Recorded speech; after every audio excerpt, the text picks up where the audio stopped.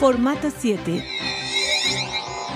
El portal de noticias de Veracruz con la mejor información tanto impresa como digital. Estado, municipios, política, reportajes y la colaboración de los mejores columnistas del Estado. Formato 7. Siempre a la vanguardia de la información. En versiones.com.mx estamos comprometidos con la información. Es por eso que buscamos todos los ángulos de la noticia. El resultado a un año está a la vista. Gracias por su preferencia. Versiones.com.mx, un portal de noticias que es un referente obligado en Veracruz y otras latitudes.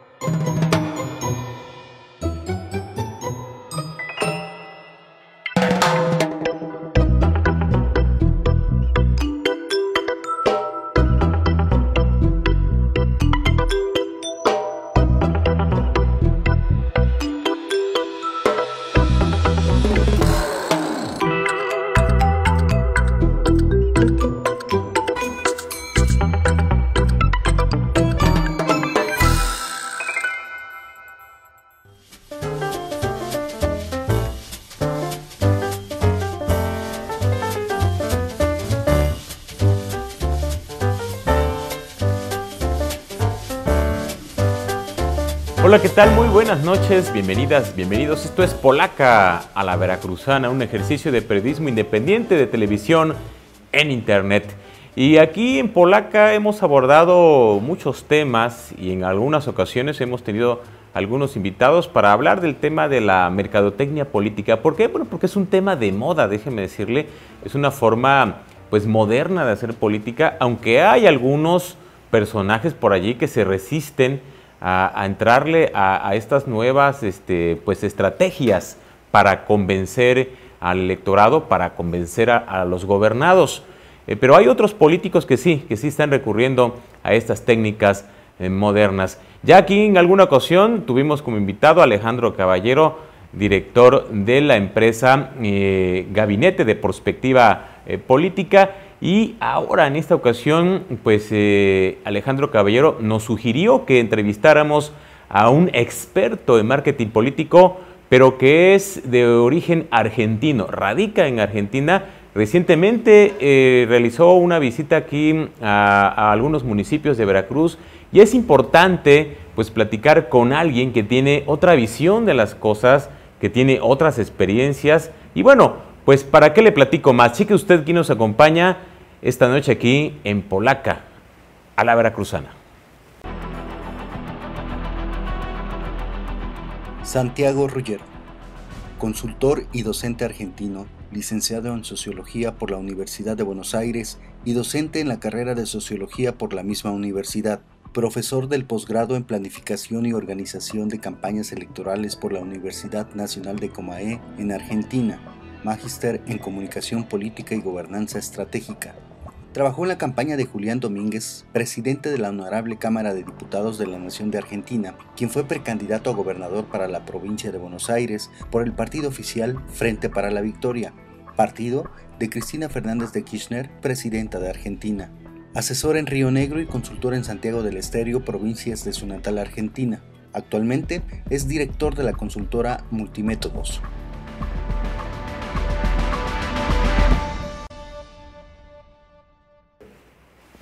Bueno, pues ya vio usted que nos acompaña esta noche aquí en Polaca a la Veracruzana. Bienvenido, Santiago Ruggiero, ¿así se pronuncia? Sí, Ruggiero.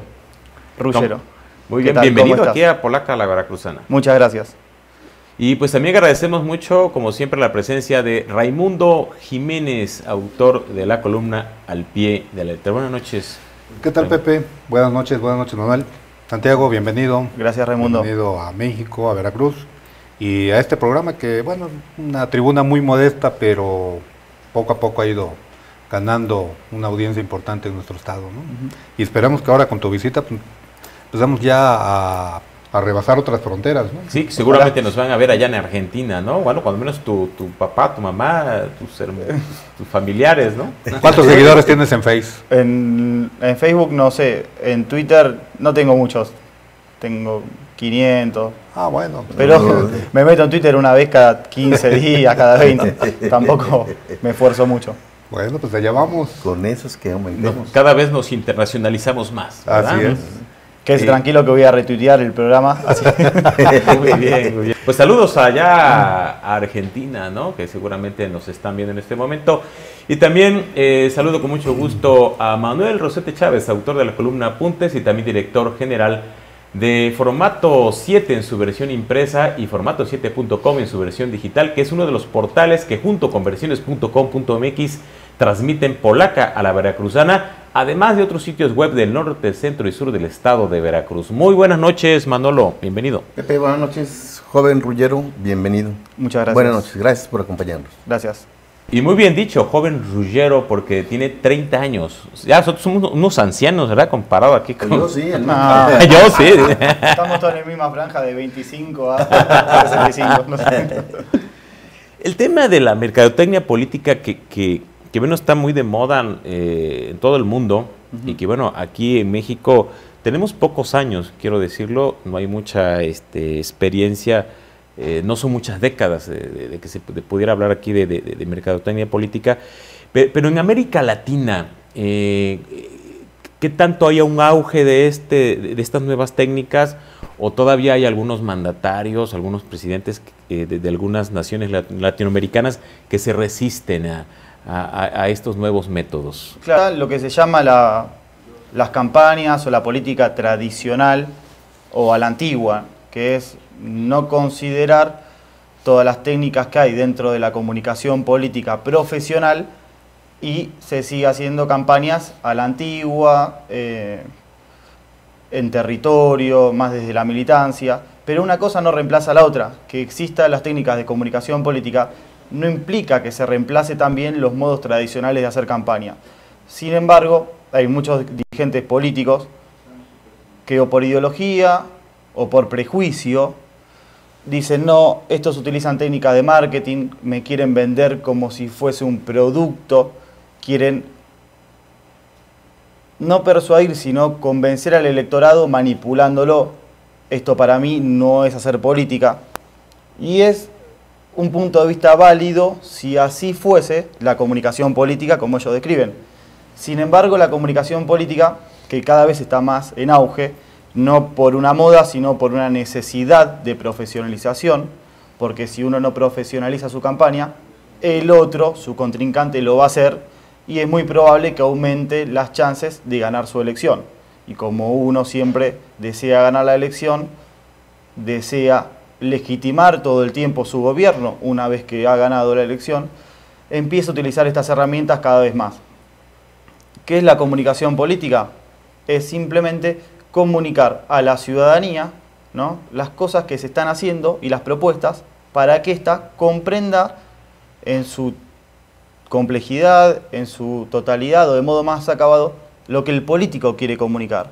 Porque muchas veces un político, un referente social, un líder sindical, un político dentro de un partido tradicional, etcétera, tiene su punto de vista, es de una manera, gestiona de tal u otra manera, pero la ciudadanía lo percibe de otro modo.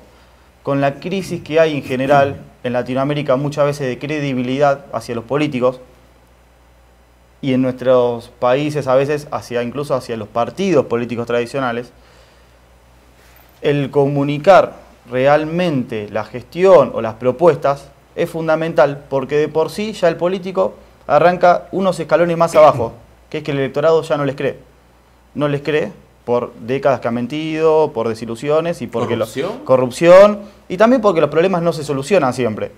Porque uno cuando llega al poder no hace lo que quiere. No es ese Estado que se pensaba antes de cierta corriente ideológica, que uno llega y es el instrumento de dominio de la burguesía y que ahí se puede hacer lo que uno desea. Uno cuando está en el Estado está condicionado por un montón de condicionamientos, de luchas de poder e intereses. La oposición, incluso dentro del Parlamento, dentro del propio partido, incluso los medios de comunicación, sectores económicos, otros gobiernos distribuidos en la geopolítica internacional, etc. Pero además estas nuevas herramientas facilitan la comunicación, la hacen más rápida y a un sector más amplio, ¿no? Más amplio, más eficiente, más segmentada incluso, y no se basa en la nada, no se basa en un vanguardista, un iluminado que dice la corbata la tenés que ponértela de tal manera, la mirada tiene que referir de este modo, así tenés que peinarte, así tenés que afeitarte, adelgazar. Eso se lo puede recomendar su personal trainer, su asesor de imagen, o su compañero o compañera sentimental que le dice me gustaría verte más así. Oye, gordo. Claro, tenés que bajar unos kilitos. ¿Por qué no vas a la cinta a correr un poco? Sí. El médico se lo puede decir incluso, ¿no? Porque también es parte de la salud. Y también uno mismo que se ve al espejo y quiere verse un poco mejor. Pero ¿en qué se basa? Es diferente. No, nosotros nos basamos justamente en la investigación científica, en la investigación social. Las herramientas de las cuales nos versamos son herramientas de la sociología, de la antropología, como la encuesta y ciertos estudios cuantitativos, las encuestas de opinión a través de un muestreo. Cada sociedad o cada distrito, cada ciudad, cada estado, cada provincia, cada nación necesita su muestra aparte. Y los estudios cualitativos, ya sean entrevistas en profundidad, historias de vida, análisis documental, análisis historiográfico, grupos focales o focus group. Unos estudian la opinión generalizada, que hay diversos puntos de vista sobre qué es esta opinión, ¿no? Si es la opinión de todos, si es la opinión de los que se animan a expresarse, si es la opinión de una minoría que se vuelve efectiva y se expande a través de la hegemonía hacia los demás, como planteaba Antonio Gramsci, una persona que empezó a pensar en estos términos en la Italia fascista, ¿no? Él no era fascista, sino que iba en contra del régimen fascista, él era de otro partido. Ahora, ¿cómo es el sentido que tiene esta opinión? ¿Por qué se opina de este modo y no de otro? Es lo que uno debe comprender, porque la opinión se ve la generalización de la opinión. Pero ¿cuál es el sentido? ¿Cuáles son los motivos que llevan a opinar así? ¿Y qué características tiene? Sea que sea una opinión de pocos difundida en la de muchos, sea la opinión de la mayoría o de los que se animan a hablar, etc. Se ve a través de otro estudio. Hay que triangular estas opiniones a través de los estudios cualitativos, que ya no ven la generalidad, ya no es una extrapolación de una muestra hacia el resto de la sociedad, como si fuese una muestra de sangre que da la totalidad quizás de, a través de una muestra, no sé cuál será la cantidad, eso te lo podrá decir un médico, pero da la totalidad de lo que sería el componente de sangre que se tiene en el cuerpo, sino que, bueno, acá sí es una muestra de determinados estrato social que daría la totalidad, con un margen de error, de la población. En cambio, estos estudios no se pueden generalizar, pero profundizan en el sentido de estas opiniones, de lo que se dice. ¿Por qué se dice esto y no de otro? ¿Por qué este segmento lo está diciendo de esta manera? Y eso se ve a través de análisis cualitativos, como grupos focales. Por ejemplo, ver las interacciones cotidianas de las personas, juntar un mismo segmento a discutir, a debatir, un segmento focalizado. Ya no se estudia la opinión individual generalizada, sino cómo se empieza a construir esta opinión en las interacciones. Porque no nos olvidemos que la opinión no la forja uno a través de una iluminación que viene de arriba. Uno no nace opinando, sino que uno forma las opiniones en la discusión con sus pares. Entonces, si yo soy sociólogo de 30 años y me junto con académicos a tomar un café y a discutir, y quieren alguien entender cómo formamos la opinión, agarramos de 6 a 12 sociólogos o académicos de un segmento entre 25 y 45 años, los hacemos discutir y vemos cómo se van formando la opinión, qué argumentos son más efectivos, cómo siente, cuáles son los motivos para actuar, por qué se actúa, por emoción, por tradición, por racionalidad, con arreglo a valores, con arreglo a fines, etc. Santiago, ¿qué percepción tienen ustedes de México? Sobre todo, bueno, tú que radicas en un país del Cono Sur, ¿qué percepción tienen ustedes de nuestro país con algunas similitudes a otras naciones, otros gobiernos que están enfrentando serias crisis de credibilidad que han sido rebasados por la corrupción. Vemos el caso, por ejemplo, ahorita de Brasil, ¿no? Las manifestaciones masivas que hay en contra de la presidenta Dilma Rousseff y del presidente Lula, ¿no? Todos en contra del Partido de los Trabajadores. Vemos la crisis también que acaba de pasar en Chile, de la presidenta Bachelet, que incluso tuvo que remover todo su gabinete.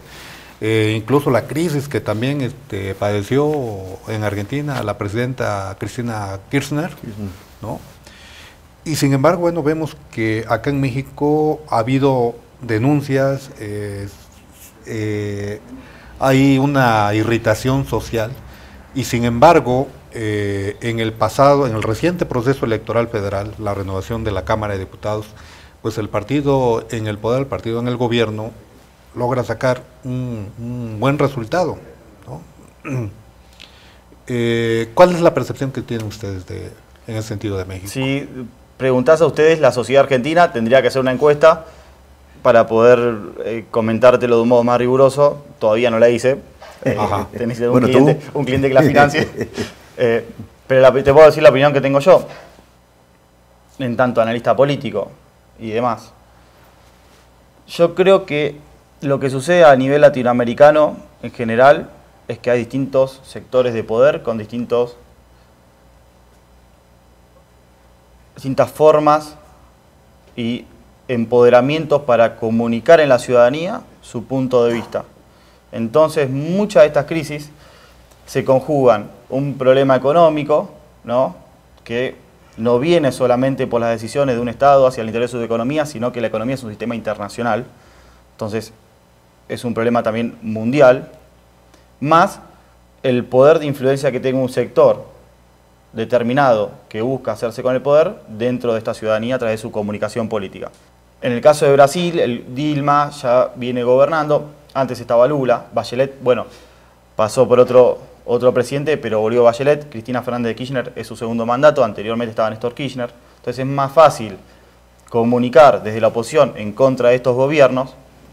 ¿Por qué? Porque ya perduran tanto en el poder que cualquier malestar que tiene la ciudadanía se puede aprovechar ahí para comunicar en contra de esta. Asimismo, estos escándalos de corrupción que salen hacen que disparen y se resuciten problemas que quizás durante los 2000 no estaban en Latinoamérica tan preocupantes, o la ciudadanía no se preocupaba tanto, quizás se preocupaba antes, en la década más de los 90, donde hay un auge más del neoliberalismo y ahí se pensaba más en la corrupción, y ahora se volvió a resucitar todo esto del pasado. Quizás porque cuando la economía funciona bien, la ciudadanía no se preocupa por la corrupción mientras tenga sus billetes en el bolsillo, pero cuando empieza a ir un poco mal, ahí empieza a ver el lado oscuro de la luna, ¿no? Hay un escritor japonés de principios del siglo pasado que se llama Junichiro Tanizaki, que él decía: basta que la parte que se ve esté impecable para que se tenga una opinión favorable de la que no se ve. Estaba refiriéndose a los baños, a los sanitarios japoneses, ¿no? Todos muy oscuros, no tan higiénicos, pero lo que veían estaba limpio, entonces pensaban que todo estaba limpio. Nosotros acá podemos invertir el sentido de la frase y decir que basta que la parte que se ve esté corrupta para que se tenga una opinión desfavorable del resto. Entonces basta que haya un solo político corrupto, que se demuestre la corrupción para empezar a decir que toda la política es corrupta y demás. Creo que lo que tienen que hacer los políticos, que se indignan en su casa, los que no son corruptos, hay algunos que son corruptos y no se van a indignar porque los llamen como son, pero los que se están indignando, que dicen yo no soy corrupto, mi gestión hago cosas, las que no puedo hacer, no las puedo hacer por estas cuestiones, o esto que estoy llevando adelante es para el bienestar general de la ciudadanía, no es para perjudicarlo. Lo que tienen que hacer es aplicar estas herramientas nuevas de la comunicación política para legitimarse a sí mismos y demostrar lo que son y lo que están haciendo. ¿Cómo vemos a México en particular? Y lo que llega de noticias a Argentina, y por la gran preocupación que se suele tener, es la misma preocupación que se tiene en cualquier parte del mundo que hagas una encuesta: el tema de la inseguridad. La inseguridad es el problema principal siempre. y depende de los estándares. Siempre hay estándares de inseguridad real y de sensación de inseguridad. La sensación es como que cada vez va más por arriba de la inseguridad real. Entonces basta que muestren un hecho delictivo para que se piense que toda la sociedad es insegura, que no se puede salir a la calle a comer un taco, que vienen y te matan y demás. ¿La seguridad es real? ¿La inseguridad? Sí, es real. Ahora, la sensación que se tiene es que estamos en una guerra permanente donde el hombre es el lobo del hombre y no hay un leviatán que ponga orden. Eso es lo que más impacta en Argentina. Electoral. ¿Por qué? Bueno, en Argentina también es un gran problema que se vive, y más en la parte del conurbano bonaerense y de la capital federal, es la inseguridad. Son distintos tipos de inseguridad, distintos tipos de delitos lo que se cometen, pero lo que tienen en común es la integridad física, es que se peligra la integridad física. Eso es lo que tienen en común. ¿Por qué siguen ganando los gobiernos? Percepción, sí. Sí, ¿por qué siguen ganando los gobiernos? Más en Brasil, en México o en Argentina, porque hay algo que estos tres países tienen en común, y es que sea de extrema izquierda, izquierda, centro izquierda, centro, centro derecha, derecha, extrema derecha, son los partidos tradicionales, acá en el caso del PRI o en el caso de las distintas variantes del peronismo en Argentina, sean de izquierda o sean de derecha, pueden caber todas las ideologías de estos dos partidos. Y en Brasil también tenemos algo parecido. Pero son una maquinaria que saben cómo conseguir votos de las clases populares. Saben cómo ganar elecciones. A ustedes siempre me preguntan, cuando digo ustedes, me refiero a mis amigos mexicanos que me dicen, ¿qué es el peronismo? Y el peronismo puede ser muchas cosas. Puede ser justicia social, puede ser, y lo digo como peronista, Sí. ¿no? Puede ser justicia social, puede ser privatizaciones, puede ser estatizaciones y nacionalizaciones de empresas, puede ser ajuste económico, puede ser redistribución del ingreso, puede ser revolución, puede ser conservadurismo. Pero lo que tiene en común todo el peronismo es que es una maquinaria que sabe cómo ganar los votos de las clases populares y mantenerse en el poder. Sea un peronismo oficialista, sea un peronismo opositor. Conservan los votos. Tiene una excelente comunicación política en territorio, una comunicación política excelente en todo lo que son las movilizaciones territoriales. En el caso de la empresa que vos nombrabas, Gabinete de Prospectiva Política, por ejemplo, tiene una herramienta de brigadas de alto impacto que fueron bastante determinantes en los triunfos de campañas que se pensaba perdidas para el PRI, recientes, como el caso de Córdoba, ¿no? Y tanto Iuca. Bueno, lograron articular lo que tradicionalmente se hacía desde las campañas, ¿no? Que era la movilización en territorio a través de militantes, pero desde la comunicación política profesional. O sea, juntaron las dos cosas y se volvieron, y se volvió una herramienta muy rica en lo que es la comunicación política. Pero fíjate que aquí la fórmula es muy simple para que la élite esta que está en el poder se mantenga en el mismo. Es mantener a la gente en la miseria, y a la hora de la elección comprarles el voto. Es una fórmula que aquí se usa. En el resto de Latinoamérica a mí no me consta que suceda eso. Ahí yo me permito disentir. Yo creo que si vos estás en el poder y tenés la legitimidad del voto popular, estás en el poder con la legitimidad del voto popular. En el caso de Argentina, yo creo que al revés que lo que sucede aquí en México, es que primero el voto es obligatorio, y en el cuarto oscuro nadie te ve a quién votás, a distintas boletas, que uno agarra la boleta que quiere y la mete en el sobre, firmado por los fiscales, y lo introduce. Pero más allá de eso, lo que molesta muchas veces en Argentina es que las clases populares no sean pobres, tengan mayor nivel adquisitivo, se acerquen a las clases medias, compartan el mismo espacio simbólico que las clases medias, y las clases poderosas vean que se les acercan las clases populares. Eso puede llegar a molestar a algún sector de poder, a diferencia de otros lugares donde se mantienen a la miseria a las clases populares. En Argentina, a veces las clases populares sí están en la miseria, y a veces no, depende del gobierno. Creo que hoy cualquier trabajador, cualquier obrero, una empleada doméstica incluso, tiene su obra social, llegan las vacaciones y se van una semana a la costa, a la playa. Se puede hacer eso. En otro momento histórico del país no se podía, en otro anterior sí se podía. Y lo de mantener a la gente en la miseria para comprar el voto también es relativo. Creo que pasa algo más allá de eso, pasa algo más por resignación. También tiene que ver con eso, ¿no? Lo tradicional, quizás el miedo, ¿no? Y también muchas veces la gente vota malo conocido que bueno por conocer, ¿no? O malo por conocer también, ¿no? Porque no siempre el otro es bueno.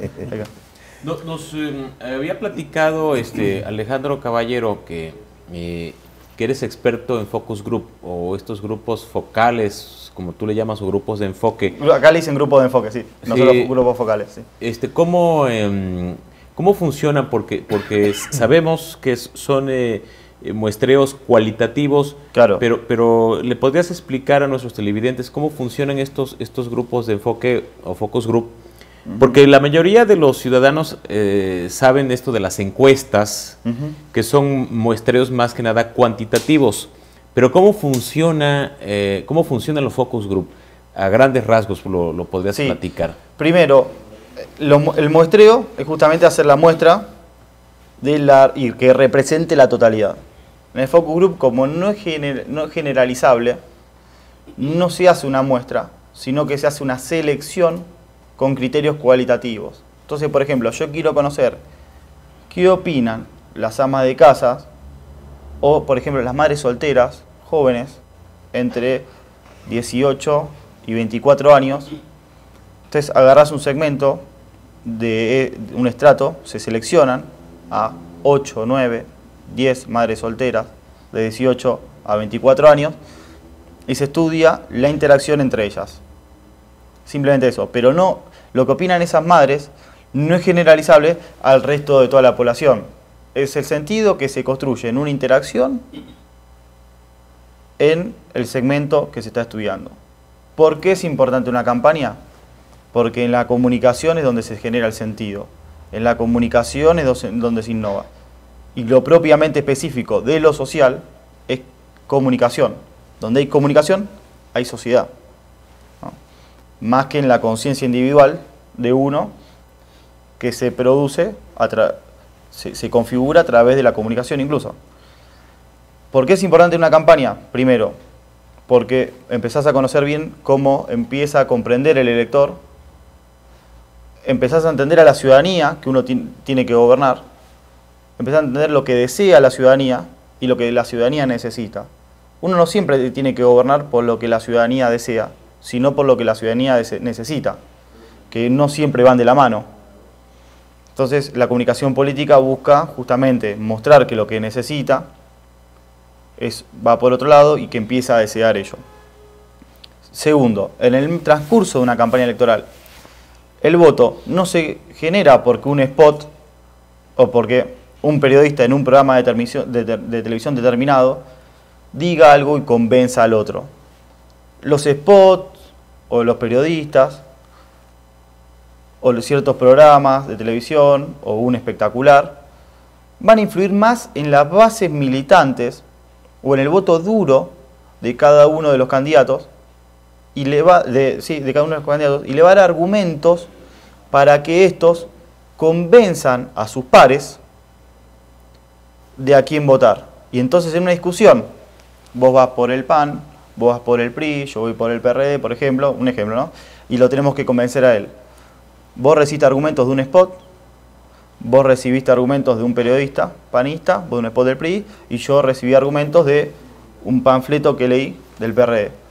Nos ponemos a discutir y él, que está indeciso, ahí es donde ve a quién va a votar o no. Empezamos a replicar el voto. En la conversación se reproduce el voto, como lo teorizó un sociólogo que se llama Manuel Moria Araujo, padre de la consultoría política en América Latina.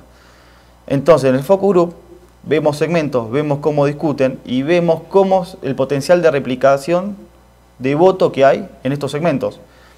Es un laboratorio, no es un trabajo de campo como una encuesta, sino que formamos un laboratorio en donde replicamos estas posibles interacciones de un segmento que son probables que se den en la vida cotidiana para ver cómo el voto se puede empezar a replicar. Entonces eso en el transcurso de la campaña es fundamental. Hay una técnica que nosotros empleamos dentro de los focus group que desarrollamos con la consultora que se llama laboratorio electoral, que va en este sentido. Muy bien, vamos a hacer una pausa. Estos temas están muy interesantes. Estamos platicando con Santiago Ruggiero, quien es experto en mercadotecnia política y también, por supuesto, nos habla mucho de la comunicación política. Vamos a hacer una pausa, no se desconecte, regresamos aquí en Polaca, a la Veracruzana.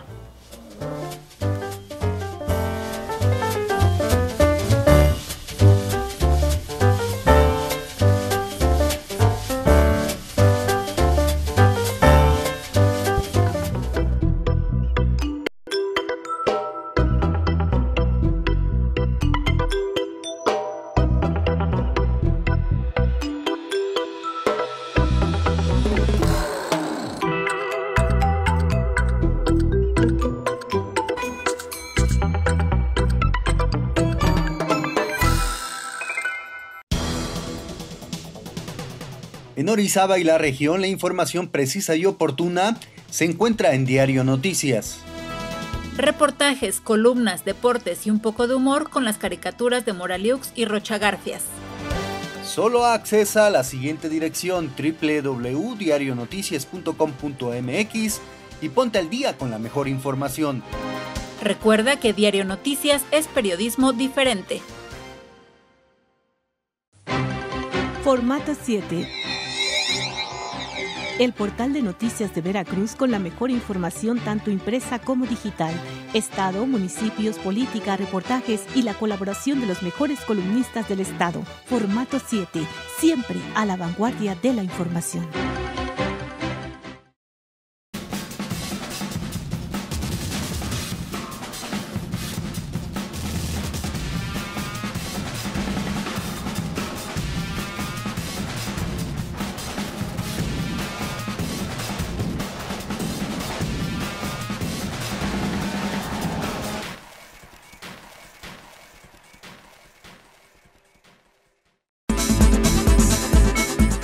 En versiones.com.mx estamos comprometidos con la información. Es por eso que buscamos todos los ángulos de la noticia. El resultado a un año está a la vista.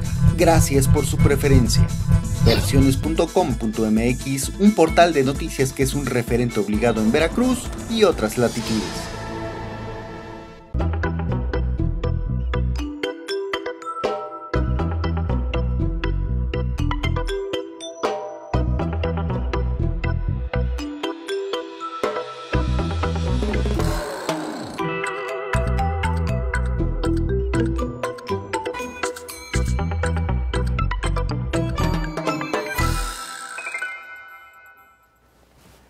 Qué bueno que nos siga acompañando aquí en Polaca a la Veracruzana y seguimos platicando con Santiago Ruggiero, un experto en mercadotecnia política.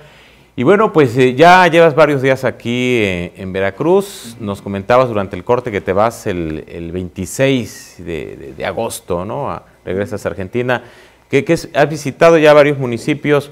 ¿Cómo ves el estado de Veracruz? ¿Cómo ves a los políticos? A la gente que se mueve dentro de lo que nosotros llamamos la grilla, vamos. ¿La grilla? La grilla, sí, decimos. Sí, es algo de política. Claro. Mira, primero quiero hablar de la gente, o sea, el votante de a pie, el público elector, o sea, gente encantadora. El humor que tiene el veracruzano es difícil de verlo en otra parte del mundo, a pesar de que estemos tratando temas bastantes angustiantes, ¿no? Serían porque son los problemas que tienen, los problemas que han tenido y demás. Y quiero agradecer mucho a todo el pueblo veracruzano que se abrió, digamos, a conversar conmigo. Y he aprendido mucho de ellos, ¿no? Y espero que ellos hayan aprendido de ellos cuando conversaron. Respecto a los políticos, veo que hay una crisis de legitimidad muy fuerte de los partidos políticos. No se suele... O sea, son fuertes los partidos, tienen estructura, tienen territorio, pero hay un descreimiento muy grande hacia los mismos por la cuestión de la corrupción. Hasta el punto de que las diferencias entre los partidos se borran y pasan a ser todo lo mismo, ¿no? Sí, Como sí. que todos los partidos son iguales.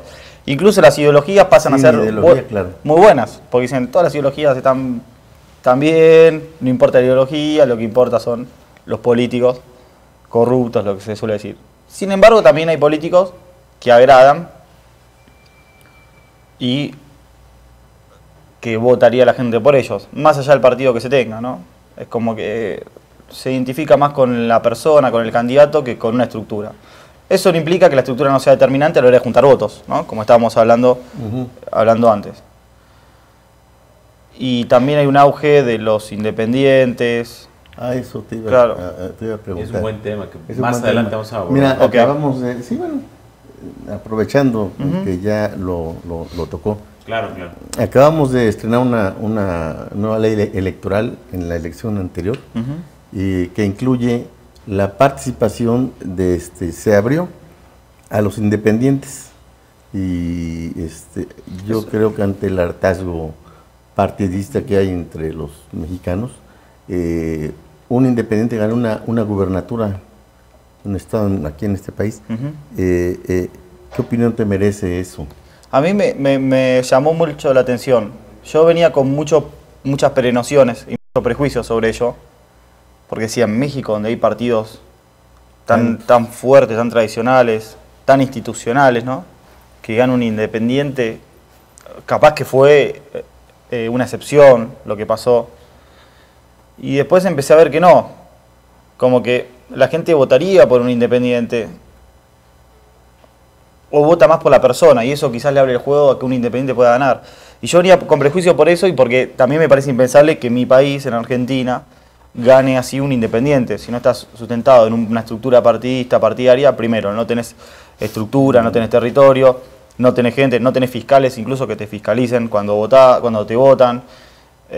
Y la gente también vota, o sea, si vos no ves, o sea, esto lo vi en muchos focus que hice en Argentina, si allá no se ve la referencia partidaria que se tiene,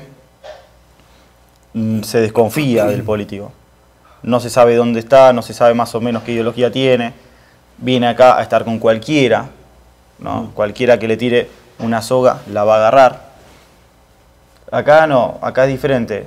Y creo que es un buen objeto de estudio el tema de los independientes para ver cómo evoluciona a través de los años, si es una moda pasajera, si es una fuga temporal, Una válvula de escape. una que válvula tuvo la sociedad en ese momento. También. de escape, Es interesante. claro. Y aparte muchos esperanzados que dicen no, porque los independientes están haciendo cosas buenas, van a cambiar. Ahora, muchos los independientes son políticos, tienen su trayectoria militante, tienen su trayectoria muchos incluso en partidos, y pueden haber dos bifurcaciones, ¿no? Una es que los independientes se instalen como otra fuerza en sí, que armen una fuerza, o que se integren otras fuerzas, pero que se institucionalicen.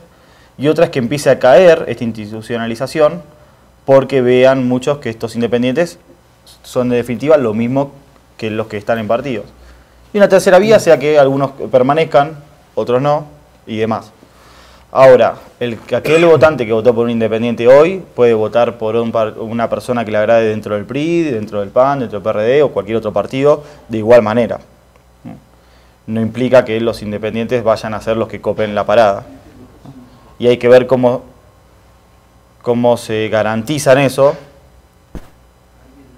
frente a la estructura partidista que tienen que enfrentar de sus contendientes. Quizás una comunicación política eficaz, más profesional, sea la que empiecen a utilizar para hacer frente a ello. Ahora, entre comunicación política y estructura partidista es muy complicado, tienen que ir las cosas de la mano, ¿no?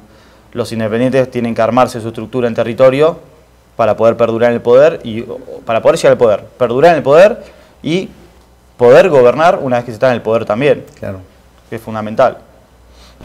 Pero no serán de ninguna manera el inicio del fin de los partidos políticos. Yo no creo que sea el fin de los partidos políticos, de ninguna manera. Eso, pero pondría las manos en el fuego si en eso. No, porque, primero porque son un ente de poder, y aparte Max Weber decía que las masas piensan en su proyecto hasta pasado mañana, y yo agregaría que se acuerdan hasta antes de ayer, ¿no?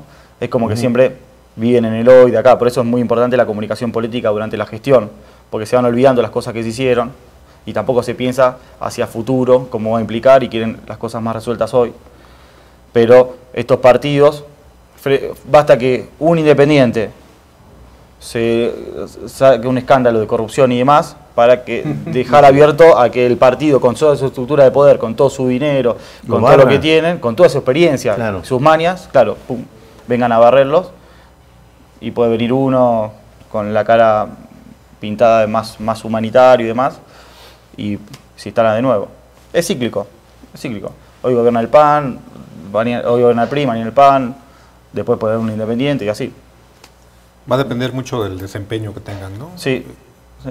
En el poder, en el gobierno. Y aparte es como cuando uno cosecha, ¿no? Uno siembra y tenés 3 estaciones quizás, o 3 años, un cultivo, y después lo rotás y dejás la tierra en barbecho, en descanso, ¿no? ¿Para qué? Para que vuelva a armarse de nutrientes y poder volver a sembrar. Con los partidos también, es como que cuando uno pierde, un partido que ya logró su institucionalización, su poder, su manejo territorial, su estructura, cuando uno pierde es como que permanece en reposo, rearmándose, formando nuevas alianzas, formando nuevas estructuras de poder, buscando cimentarse desde abajo en territorio para después volver con más fuerza, ¿no? ¿Qué tan difícil, desde tu óptica, qué tan difícil sería aquí en México que un candidato independiente llegara a ganar la presidencia de la República? ¿Lo ves factible o lo ves complicado o lo ves muy cuesta arriba, no? Es una pregunta muy difícil la que me haces. ¿Por qué? Porque si bien en la ciudadanía está dispuesto a votar por un independiente, lo que vuelve poco probable en la disputa que llegue arriba, en la disputa política, justamente este manejo de estructura y de alianzas que necesita. Si este independiente es independiente pero tiene alianzas en distintos estados, con distintos partidos o con distintas fuerzas tradicionales, ahí sí se vuelve muy probable y se optimiza una posible victoria de un independiente a la presidencia. Pero pierde la independencia, ¿no? Pierde la independencia, la esencia independiente se pierde. Sí, ¿no? Sí, la pierde, o al estar mediado entre varios partidos quizás, pero es muy difícil también que un partido apoye a una persona de estas características. Sí, es más, a ver, independiente es una denominación. Sí. ¿Realmente hay políticos independientes? No lo creo. No. O sea, ¿son independientes realmente los que se llaman independientes? De hecho, no es independiente, ¿no? Tuvo el apoyo de la clase empresarial de Nuevo León y viene de un partido que renunció más bien, por acuerdo. Más bien son independientes porque no son postulados por un partido político, ¿no? Aunque más. Ellos obedezcan a algunos intereses, porque es muy difícil de creer que un candidato llegue químicamente puro a ocupar un cargo, ¿no? Claro. O sea, y aparte de siempre, una o de otra manera hacen compromisos. Siempre se obedece intereses y aparte se representa intereses. Y no está mal, porque uno tiene un proyecto, el político tiene que venir con un proyecto y tiene que tener su visión transformadora de la sociedad para así transformarse a sí mismo y a las condiciones de vida. Transforma la realidad en la que vive para transformar a todos. Ahora, creo que la ciudadanía espera que haya alguien que sea dependiente del pueblo e independiente de sectores de poder. Eso es la expectativa de la mayoría de la ciudadanía. Que dependa del pueblo, del ciudadano de a pie. Que no los usen como un instrumento para el fin que llega al poder, sino que los trate a ellos como fines en sí mismos, no como un mero medio para darle su voto. Ahora, independiente sí, estoy completamente de acuerdo contigo, es una etiqueta que refiere a que no soy ni del PRI, no soy ni del PAN, no soy ni del PRD, no soy del Partido Verde, etc. Muy bien, el tema de la comunicación política no es privativa de los políticos, ¿no? Ni de los hombres en el poder político. Vemos también los líderes religiosos, vemos el caso de tu paisano, el Papa, ¿no? El Papa Francisco. El Papa Francisco, que ha manejado muy bien los medios de comunicación, ha dirigido muy bien su mensaje. ¿Qué opinión te merece? Y simbólicamente, el tema de mostrarse como alguien popular, alguien cálido, cercano al latinoamericano. Al latinoamericano le gusta mucho el fútbol y el mostrar que es de San Lorenzo. O sea, la identificación entre el Papa con el votante. Yo me acuerdo, aparte de mi país, sí, es verdad, viajaba en el metro, te sentabas al lado de él, charlabas. ¿Sí es cierto eso? Es muy cierto. Él siempre también tenía su postura política, no era que es ajeno también a lo que es las cuestiones políticas. Ahora, él esa cercanía la logró potenciar, comunicarla mediante esta técnica de comunicación política para que los feligreses y los demás ciudadanos que quizás no son de la Iglesia Católica se identifiquen con él. Era una identificación. Y vieron un momento en donde había una crisis de legitimidad del catolicismo también a nivel latinoamericano, ¿no? Brasil y México son países quizás muy católicos. Ahora, también hay un auge de otro cristianismo, más de corte protestante, como puede ser el evangelismo, pueden venir los mormones, los testigos de Jehová. Sí. Y aparte hay una crisis, es decir, muchos ciudadanos decían, yo creo en Dios, creo en Jesús, en la Virgen, pero no creo en la Iglesia como institución. O no creo en el Papa, ¿no? Decían. No creo en el Papa y no creo en la Iglesia porque es un órgano viciado, es un instrumento del poder, ¿no? La cruz se puede dar vuelta y es una espada, siempre está a favor de los intereses dominantes, el oro del Vaticano. ¿El Papa qué hizo? Se identificó con esta gente, ¿no? A través de la austeridad, de la humildad, usa zapatos austeros, el anillo es de plata, se viste con ropas más tranquilas, viene de una ideología jesuita. Y por otro lado, empezó a reformar esta iglesia, reestructurarla, que va a ser una revolución en la iglesia, como todos dicen, o como muchos dicen. Para mí poco probable, si quiere seguir siendo papa de una iglesia, pero que está reestructurando, haciendo ciertas reformas, es verdad. Entonces, ¿qué pasa? Eso que criticaban y que la gente emocionaba por un cambio, un paisano suyo, un propio par o similar latinoamericano, lo está llevando a cabo, en tanto papa, en tanto sumo pontífice, y eso logró, creo, que se empiece a hablar un auge y un resurgimiento del catolicismo mucho más sólido. Esas personas que eran católicas, pero católicos moderados, que rara vez van a la iglesia, solamente un bautizo, o a una confirmación, o un casamiento, ahora empezó a ir más. Yo tengo amigos personales que ahora todos los domingos van, toman su sacramento, y nunca fueron muy religiosos, pero empezó a avivar un poco. Y es la comunicación de él. No solo, o sea, él no está comunicando para atraer votos, no está comunicando para legitimar políticas públicas, sino está comunicando para incrementar la fe en el creyente, ¿no? Y para volver creyente a gente que no lo era. Pero está haciendo política y comunica muy bien, ¿no? Comunica muy bien. Es excelente cómo maneja su imagen, aparte que lo es así, es muy difícil, llegado al poder, transmitir eso. Borrar la barrera de frialdad y acercar con el creyente. El Papa va a un lugar y todos se le acercan y se agarra con todos, toma la bebida muy típica argentina, el mate, y lo comparte, y eso es como que muestra esa postura, comunica el lazo social, comunica calidez, transmite todo eso. Entonces todo lo que se criticaba a la iglesia no se lo pueden criticar a Bergoglio, sino mucho menos. Lo que se comunica es que Bergoglio está transformando todo aquello que uno criticaba. Y ahí la comunicación se volvió óptima. Se volvió óptima. Y acuérdense que el peronismo es una máquina muy eficiente de conseguir votos. El Papa, siendo peronista de raíz política, de ideología, el peronismo se basa en la doctrina social de la Iglesia, o sea, no es incompatible con un religioso, ni mucho menos.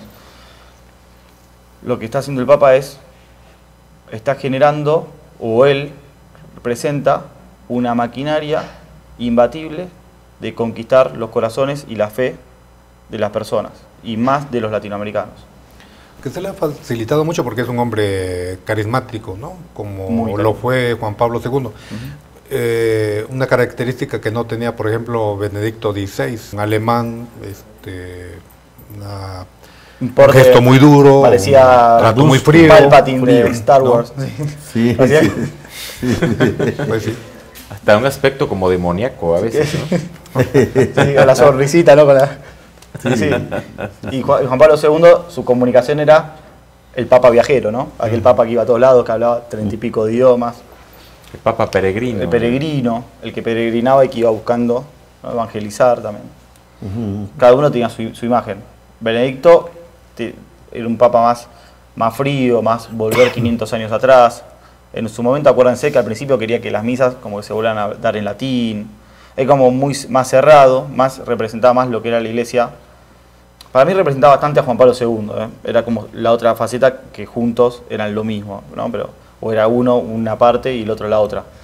Pero las dos caras de la misma moneda. Pero representaba eso de volver fría a la iglesia distanciada del pueblo. Acuérdense cómo era en la Edad Media en Europa la iglesia. ¿Qué era el catecismo?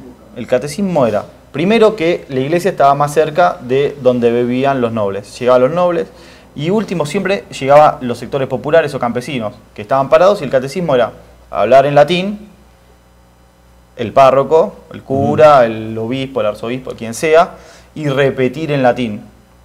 Catecismo es repetir, como decía el maestro de Simón Bolívar, Simón Rodríguez, repetir como papagayos, ¿no? Para que le quede. Y encima en un lenguaje que no hablaban, una lengua que no hablaban. Entonces, volver eso, ¿no? Distanciado de las clases populares, que es lo que hizo Francisco. Francisco volvió a juntar a las clases populares a la iglesia. Algo más parecido al pensamiento de Jesús de Nazaret, ¿no? Que siempre estaba con el pobre, con las clases populares, ¿no? María Magdalena, un chico muy rico le había dicho cómo hacer para seguirte. Agarra todo lo que tienes, regálaselo a los pobres y así podrás seguirme. Y este muchacho se fue muy lamentándose porque era muy rico y no podía hacer eso. O es más fácil que un camello pase por el ojo de una cerradura que un rico entre en el reino de Dios, ¿no? Que no significa que es imposible, ¿no? Pero lo puede ser. Porque el camello es el nudo del hilo, no es un camello del animal. O sea, pasa y se los aseguro que pasa porque hice la prueba, pero bueno, este político, este papa, a diferencia de Ratzinger, es un papa más cercano a las clases populares. ¿Qué es lo que tiene que ser un político, no? Saber Me comunicar. ganaste la pregunta, fíjate, eso. Saber comunicar, ¿no? Es lo que debe hacer un político, lo que tiene que hacer un político. Es saber comunicar. Aprender a comunicar, saber comunicar, ¿no? Es la construcción de hegemonía, no es otra cosa que eso. Es volver que su sentido común, que su forma de ver las cosas, que su punto de vista, que no implica que sea mejor ni peor que otro, es un punto de vista, ¿no?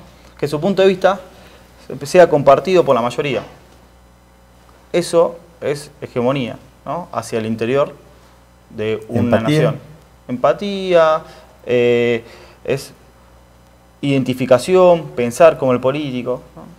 No ser tan soberbios, ¿no? Ser más sencillos, más accesibles a los ciudadanos. Sí, ¿no? más accesibles. Y si hay una sociedad determinada, un pueblo que es soberbio y que le gusta a alguien que es más sumiso y que le gusta un soberbio, en ese caso, ese está comunicando políticamente un soberbio. Está comunicando mejor, pero sí, aparte que su modo de pensar sea comprendido, sea reflexionado en el ciudadano y pueda comprenderlo y empezar a pensar como él, ¿no? Y ver que muchas cosas que el ciudadano piensa, capaz que la piensa ese político. Y este político está representándolos, está volviendo a presentar el pensamiento de la mayoría, ¿no? Sus necesidades y demás en su accionar político. Y a través de la comunicación es como los políticos pueden comprender cuáles son las necesidades reales de la ciudadanía. Porque muchas veces se da que el político tiene su plan de gobierno, su plan de políticas públicas, que distan mucho, por su condición social de origen, que a veces es distinta a la popular, distan mucho de las necesidades reales. Entonces esto también sirve para que el político conozca cómo llevar adelante sus políticas públicas de la mejor manera, cuáles son más necesarias, cuáles son más inminentes y cuáles pueden promover una elevación material y moral de las masas. Y eso lo legitima. Y eso lo legitima, sí. Pero no implica que haciendo eso después lo quieran para siempre. No, acuérdense que va a pasar, eso se vuelve derecho, ya está, es incuestionable, y a los 3 meses puede tener una crisis, y por eso la comunicación política debe ser permanente. Aquí tenemos ya casi 2 sexenios de fidelidad y estamos hasta la madre. Sí, ¿no? Sí. Bueno, a propósito de lo que dice Manuel Rosete, Aquí en Veracruz se está viviendo el gobierno está viviendo una crisis política por el asesinato a periodistas. ¿Cuál debería de ser la estrategia, por ejemplo, del gobierno de Veracruz para revertir esta mala imagen? Porque ya se volvió una bola de nieve, ¿no? O sea, ¿cuál podría ser la estrategia para revertir estas malas corrientes que se han generado en la opinión pública, ¿no? Primero y principal, la manera que siempre, si hay que revertirlo rápido, es encontrar a los culpables, ¿no? Y que la justicia juzgue a los culpables del asesinato, ¿no? Porque un asesinato siempre es lo peor que puede ocurrirle a uno, ¿no? O sea, es el temor, la muerte violenta es lo que más uno teme y lo que debe garantizar el Estado que no suceda, porque la responsabilidad del Estado es cuidar, es monopolizar la violencia en un territorio para proteger al ciudadano. Ahora, por más que se encuentren a los culpables y demás, eso no va a bastar. ¿Por qué? Porque va a seguir habiendo dudas en la ciudadanía y demás. Algunas técnicas son dejar que esto transcurra, que transcurra, dejar que se licúe, que se lave, ¿no? Eso igualmente deja sin dar una respuesta a un hecho delictivo, ¿no? Que se lave, y eso igualmente es peligroso porque muchas veces estamos tan acostumbrados nosotros a estos hechos que terminamos naturalizándolos y vemos como algo normal, algo que debería ser una excepción y horrorizarnos. Entonces eso es el peligro de eso, es que ahí sí que nos volvamos más sumisos y que ya veamos como corriente un asesinato, que es lo que no tendría que ocurrir. Entonces, una justicia eficaz es lo mejor para revertir esto. Que no haya impunidad, ¿no? Que no haya impunidad. Aún así, encontrar el culpable. El impacto es irreversible, ¿no? Y es muy difícil volver, porque de una acusación hacia uno, por más que sea, ponle que es totalmente falsa. O sea, vos estamos en un empleo, trabajamos en una empresa de empleados y la mujer de uno lo acusa de golpeador. Y uno nunca tocó una mujer, nunca le tocó un pelo a una mujer para golpearla, ni para otras cosas quizás sí, pero para golpearla. ¿Y cómo volvés de la difamación? ¿No? Es una crisis, eso. No se puede volver de la difamación, es muy difícil. Y podés volver, pero siempre hay alguien que va a empezar a sospechar. Y eso es el riesgo que corren todos los políticos y que los ciudadanos también tienen que entender.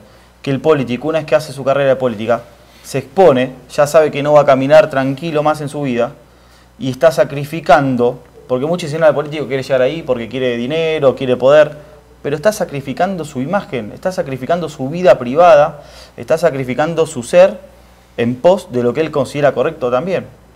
Entonces, es muy complicado. Entonces, habría que ver este caso puntual, tendría que investigar sobre este caso puntual y en base a ahí se delinea la estrategia de comunicación política, el plan de comunicación y el mensaje y todo lo demás, en el caso este particular.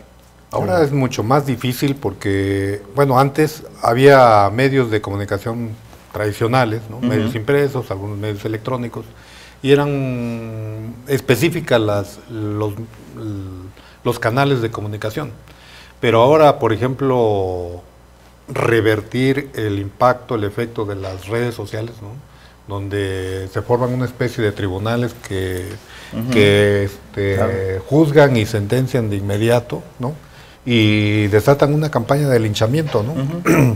Sí, los políticos están muy expuestos a eso, lamentablemente por ellos. Su imagen está muy expuesta, muchos van a saltar a defender su imagen. Eso no lo tienen que hacer porque se meten en la cancha embarrada. O sea, también contestando tu pregunta, ¿qué haría si fuese este político que lo están condenando? No saltaría quizás a responder, ¿no? Porque es darle argumentos al otro y meterte en el terreno de pelea del otro, ¿no?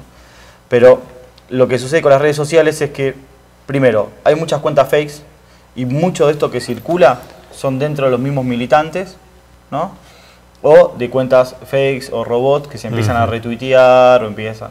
Quizás es poca la población que se informa con eso. ¿Qué pasa?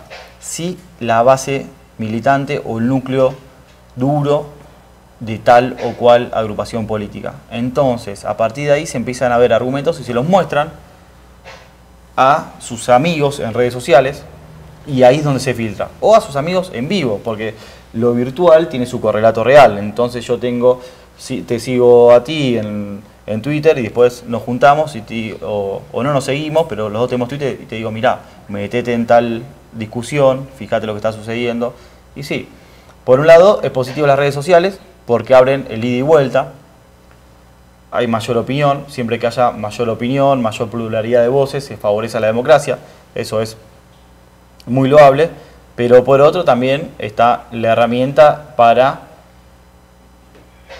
deslegitimar y mancillar la imagen de los políticos. Ahora, que la imagen de los políticos en general esté mancillada también responde a una historial de corrupción que muchos tienen y también es la clase política la que tiene responsabilidad de ello. Muy bien, muy interesante. ¿Alguna otra pregunta? No, estamos perfectos. Pues hemos llegado al final de Polaca la Veracruzana. Créame que esa charla fue muy, muy aleccionadora, muy interesante. Una verdadera cátedra aquí del maestro Santiago Rullero, a quien le agradecemos que nos haya acompañado. Muchísimas gracias a ustedes tres, que tengan buenas noches y gracias a toda la audiencia por escuchar lo que estuvimos charlando. No, hombre, gracias a ti. Gracias, Raimundo Jiménez. Gracias a ti, Pepe, gracias, Manuel. Santiago, muchas gracias. Gracias, y Ramón. Saludos a la Argentina, si nos ven. Seguramente nos van a ver. Sos unos boludos. Gracias, Gracias. Muchas gracias, Manuel. Gracias.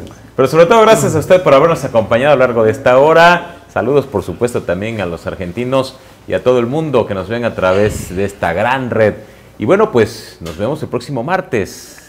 Igualmente aquí a las 9 de la noche. Que descanse.